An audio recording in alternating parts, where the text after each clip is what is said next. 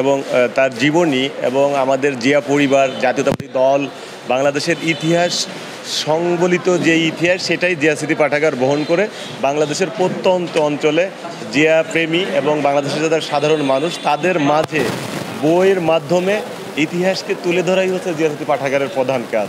কারণ বই হচ্ছে পৃথিবীর শ্রেষ্ঠ উপহার। এটা আপনার একটা বই কিন্তু আপনি সংরক্ষণ করলে ইতিহাসটা আপনার সংরক্ষণ থাকবে, আপনার নেক্সট জেনারেশন পর্যায়ক্রমে ইতিহাসটা জানতে পারবে। এটা জানানোই মূলত জিয়া স্মৃতি পাঠাগার কেন্দ্রীয় সংসদের কাজ। আজকে হচ্ছে মহান স্বাধীনতার ঘোষক, বহুদলীয় গণতন্ত্রের প্রবক্তা শহীদ রাষ্ট্রপতি জিয়াউর রহমানের ৪৬তম শাহাদাত বার্ষিকী। আমরা আমাদের নেতার শাহাদাত বার্ষিকী উপলক্ষে জিয়া স্মৃতি পাঠাগার কক্সবাজার জেলার উদ্যোগে একটি বই মেলার আয়োজন করেছি। আমরা এই বই মেলার মাধ্যমে আগামী যে প্রজন্ম, সেই প্রজন্মের মাঝে জিয়াউর রহমানকে তুলে ধরতে চাই। ওনার যে রাজনৈতিক কর্মকাণ্ড ছিল, এই দেশের স্বাধীনতার সংগ্রাম থেকে শুরু করে বহুদলীয় গণতন্ত্র প্রবর্তন করা এবং আধুনিক বাংলার রূপকার হিসেবে ওনার যে রাজনৈতিক কর্মকাণ্ড ছিল, সেই কর্মকাণ্ডগুলো পুস্তক আকারে লিপিবদ্ধ করে আমরা আমাদের জাতীয়তাবাদী পরিবারের নেতাকর্মীদের মাঝে বিতরণ করছি। এবং পাশাপাশি এই দেশের যারা সচেতন নাগরিক আছে, রাজনৈতিক সচেতন নাগরিক আছে, দেশপ্রেমিক আছে, তাদের মাঝেও আমরা আমাদের জিয়াউর রহমানকে উপস্থাপন করার জন্য এই বইমেলার আয়োজন করেছি।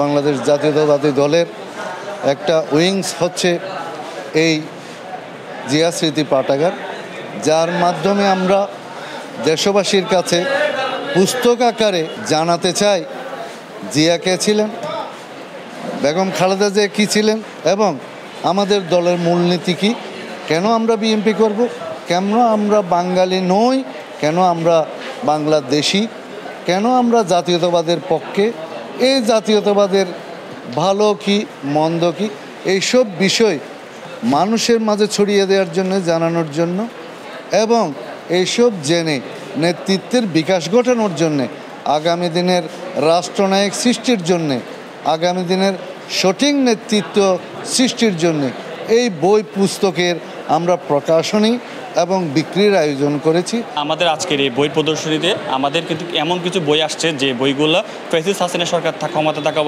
থাকা অবস্থায় আমাদের বইগুলো পাবলিশ হতে দেয় নাই, তারা আপনার মানুষের কাছে পৌঁছাতে পারেনি।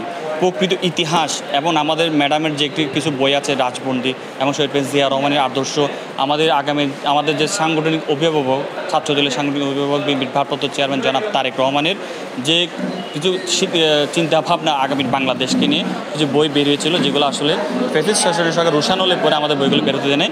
এবারে যে বইগুলো আসছে, আমি আহ্বান জানাবো তরুণ প্রজন্মের কাছে, আমাদের জিয়া স্মৃতি পাঠাগারের কাছে সংরক্ষণ করা আছে, তারা যদি বইগুলো কালেকশন করে তারা আসলে এই বই থেকে অনেক কিছু জানতে পারবে। দেশনায়ক তারেক রহমান উদ্বোধন করেছিলেন, সারা বাংলাদেশে 15টি জেলা একসাথে উদ্বোধন করেছেন, তার মধ্যে কক্সবাজার জেলা জিয়া স্মৃতি পাঠাগার একটি।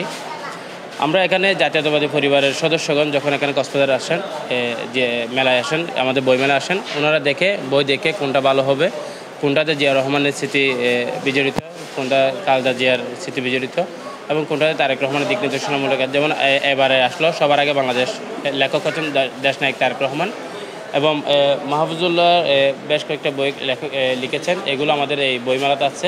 আমরা গত 17 বছর ধরে দেখেছি যে বিভিন্ন রাজনৈতিক প্রোপাগান্ডার মাধ্যমে আওয়ামী লীগ ইতিহাসকে বিকৃত করেছে। আসলে যে আমাদের একজন শহীদ জিয়াউর রহমান ছিল, তিনি যে দলমত নির্বিশেষে দেশের একজন নেতা ছিল, এটাকে তারা মুছে দিয়েছিল। প্রত্যেকটা বই, প্রত্যেকটা বিষয়কে তারা অনলাইন থেকে মুছে দিয়েছিল। আজকে যে জিয়া স্মৃতি পাঠাগার কক্সবাজারের যে উদ্যোগ, এটা আসলে খুব প্রশংসনীয় এবং আমি এই মেলা থেকে 2টি বই কিনেছি। একটি হলো জিয়াউর রহমান বহুদলীয় চিন্তা তারেক রহমানের 31 দফা, যার মাধ্যমে আমরা রাষ্ট্র সংস্কারের যে বিএনপি ঘোষিত 31 দফা যেগুলো আছে ওইটা সম্পর্কে জানতে পারবো।